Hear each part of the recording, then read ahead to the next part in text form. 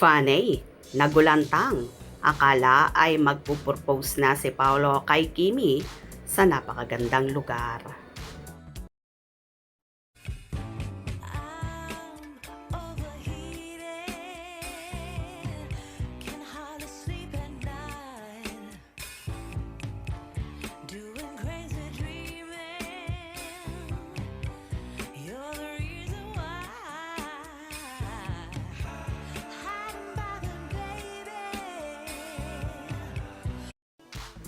Tila enjoy nga ang napapabalitang magkasintahan na sina Kim Chiu at Paolo Avellino sa weather sa Vancouver, Canada. Kaya naman, pangtanggal ng jet lag ay agad-agad nag-jogging ang magjusawa sa napakagandang lugar na ayon pa nga sa ilang fanay, akala daw nila ay magpupropose na ang aktor sa dalaga dahil bukod sa napakaganda ng view, napakaganda rin daw ng setup.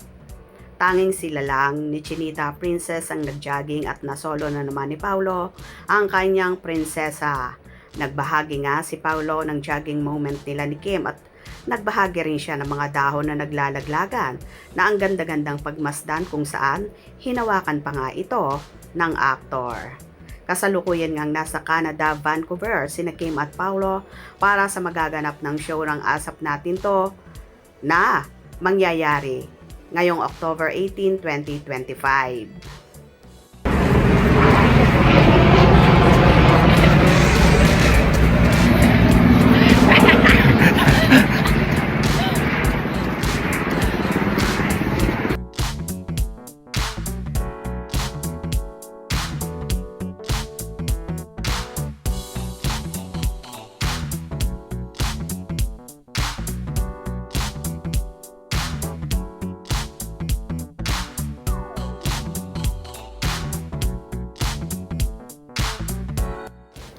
Kitang-kita naman kung gaano kasaya ang Kim Pao at Tila.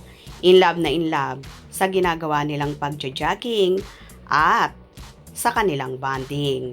May kanya-kanya namang hanas ang kanilang mga supporters na tila na in love at kinilig din sa payuda ni na Kim at Paolo.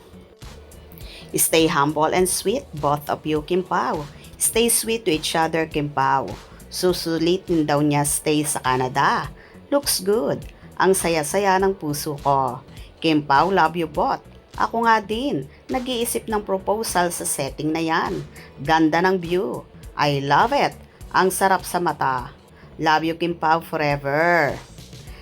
Sabi ni Kim, susulitin nila stay sa Canada. Notice, her time with idol not ASAP artist. Sign of what? Next year, may aabangan tayo. Makulay na ang mga pinopost ni Paolo na pictures sa Instagram niya. Talagang malaki ang influence ni Kim sa kanya. Wagas sa mga ayuda ni Pao. Wow, akala ko mag-propose na si Paolo Avellino kay Kim Chiu. Maganda kasi ang setup at saka view. Kim Pao, enjoy the fall season. It's falling leaves time of the year in North Africa. Sino ba naman ang hindi mai-inlove at mahahappy sa ibinahaging nyo ni Paolo na tila siya ay enjoy na enjoy kasama ang kanyang Chinita Prinsesa. Kita mo sa kanyang mga halakhak na talagang enjoy ang bonding moment nila ni Kimi. Hope you enjoy. Please subscribe for more info.